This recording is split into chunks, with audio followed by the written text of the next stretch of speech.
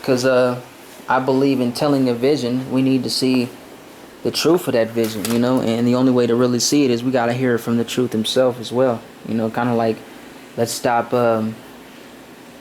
putting Yah on trial so much, and actually just let him speak his case, because we can see, as he is the truth, ain't nothing but the truth gonna come out of it, and come out of him. But I use that theory of the den of thieves, because he said, my house will be called the house of prayer, but you have made it the den of thieves. Then I think about YBI, which is Young Boys Incorporated, since my granddaddy was one of the 5 people that actually helped build YBI and was friends with Bush Jones since they was like 7 years old, my mom said.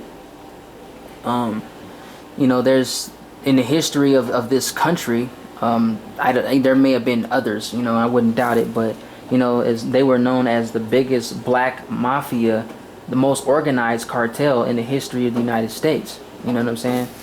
So I switched YBI as Yahuwah's business integration. And this was, I know I can't undo everything that my ancestors did, in their blindness and all that stuff and greed and stuff like that, but children at ages 7 and 8, were freaking millionaires. They literally said in the documentaries, they couldn't keep these young people in jail because they always was around so much money and stuff like that, You think about Detroit New Era in certain areas, where they portray as, going to like looking out for each other, you know what I'm saying? Somebody gets hurt if they own colored people or whatever, they all mobbing out, they about to see what's going on, but it's just the reality of that, when you talk about the den of thieves, the only person that was left out of all those people and out of everything that went on was the mastermind behind it, and he was a black dude. And I thought that was just dope as crap. Like, I went to the theater to see that. I think I actually snuck in on that movie because I was going to go see something else, but I didn't want to see it, so I went to go see The Den of Thieves. It was just the point where it's like, I'm surprised that not many, like, anybody I've talked to has not seen that movie, but it just kind of opened my, like, I really related to it. It really opened me up to the mindset. It was like how powerful the mind really is, and when Yah is the center of every vision that you have, and you're really looking for him in every angle, every height, every depth, every width, under this, he in between the cushions. You said you could find him everywhere. I'm about to look through the dust mite's body, you know what I'm saying? They whole biology to find him, it doesn't matter.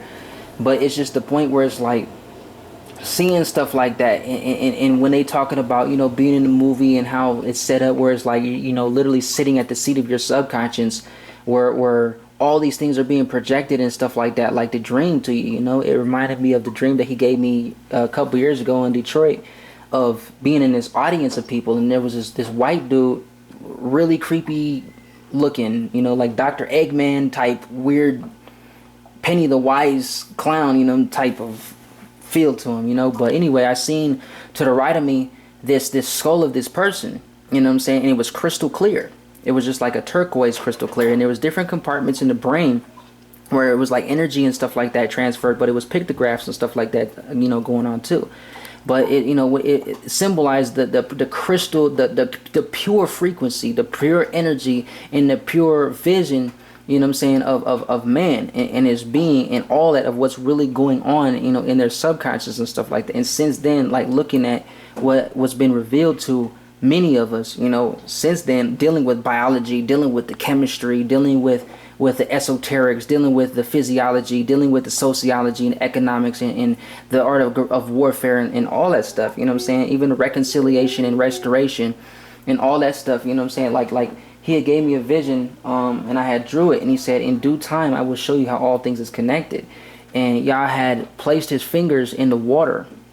Now, it was like a pool, right? We're in the heavens, but it's like this little pool thing. And when the waves rippled, it was numbers and stuff that proceeded, in the ripples and stuff like that, down onto the earth and stuff like that. But when what he was holding was a staff, and the staff was like this freaking giant tree that was branched out like a canopy over us, as we're in the heavens, and the earth was below us and stuff like that. But since then, like he's been showing like literally how everything is literally connected. You know what I'm saying? It's just about, it's like there's two sides to one coin, right? There's two ways to look at everything. You know, Titus 1:5 talks about to the pure all things are pure.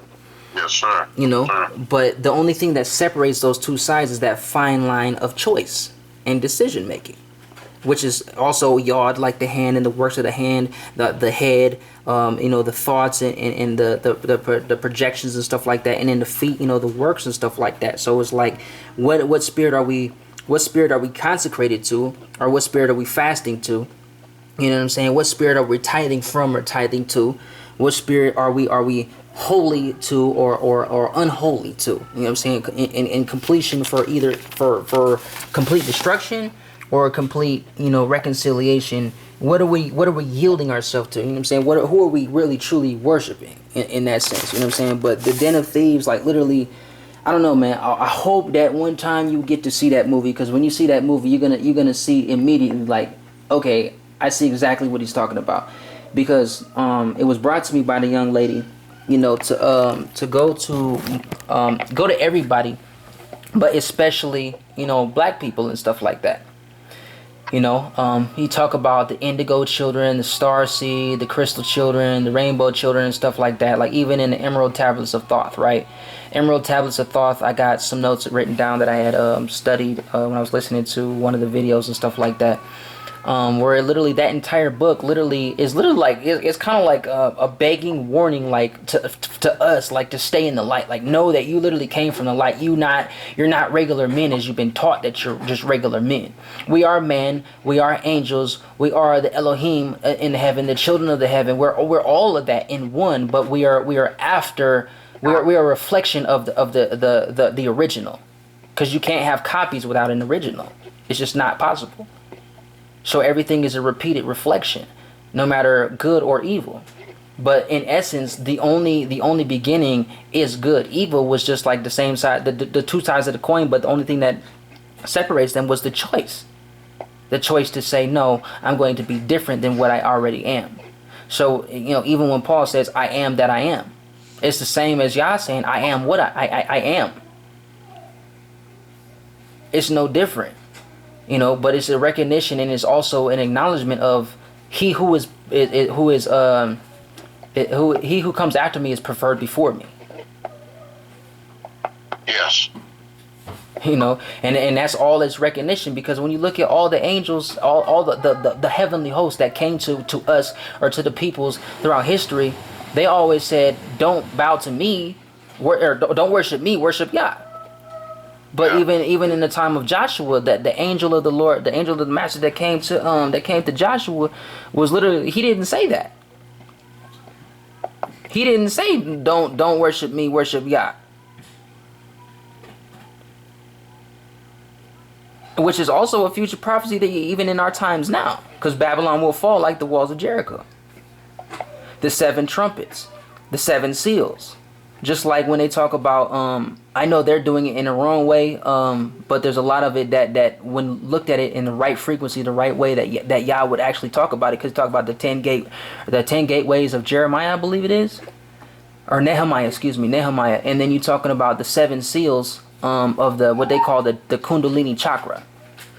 So the physiology and the biology and the chemistry behind that is literally the elevation of what they call the 7 pillars or the 7th heaven.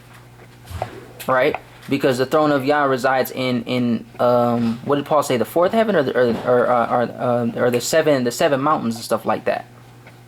Because there's two different connotations that they talk about, the seven mountains that the beast system is set on or something like that in Rome. There's like 7 hills in Rome, something like that, and then you got the 7th mountain which the throne of Yah resides on, which is also our heart. Or the seat of our subconscious, the very height of heaven, which is in the what they call it, the cranial vault. And when they talking about drinking from the what is it, the cup, the Holy Grail in meditation and stuff like that, with yoga and stuff like that, it's this liquid that's in between somewhere in, what is it, in the brain. It's like this little thing where it's like if it exerts enough pressure or something like that, it secretes some type of liquid or something like that. Which a lot of people talk about the elixir of life and stuff like that, which also goes into drinking from the river of pure water of life, which also coincides with that dream of swimming in that river of water, which is the river of life, after the complete destruction of Hasatan, or Satan, and his kingdom, his system. And, you know, a lot of people, we sit there and wait on, okay, you know, he said the wicked will be destroyed from off the face of the earth, right? So when they talk about the Rapunzel or rapture and stuff like that, that's for transformation, complete transformation, literal complete, the whole transformation, which is also used as a form of transportation as well. But if we talk about the entire earth is now Babylon, then as rebuilding the waste places, right, or the waste cities and stuff like that, which technically in messianic terms, which is already starting, because being renewed being transformed by the renewing of your mind, which is happening now, the renewing of our soul, washed by the regeneration of the word of Yah. So everything that most people are waiting to come to pass is already coming to pass in the Nazarene, us. Yes, sir. But they won't see him as he is until like freaking last minute, because he's already dwelling with his people, like David, right? David built that beautiful temple, not realizing that he is the temple that he was trying to build for the master. But that destruction of that temple was literally a depiction of like he said, you know, I will destroy this temple in 3 days, I'll build it back up again. That's the destruction of the old system, the old man, the body of sin, the old, you know, this entire system, the old world, you know, everything. And even in that sense, we are the true definition of the new world order. Because remember, it's one coin with two sides, with a separation of choice and decision. We're in the valley of Jehoshaphat, the valley of decision. Or Jezreel, excuse me, the valley of decision, right? So this is the time when we choose ye, you know, I place before you today life and death. Choose ye who you will serve, right? Either God's everlasting life, or you can serve the devil, and you know you can reap what you sow with that, you know. So it's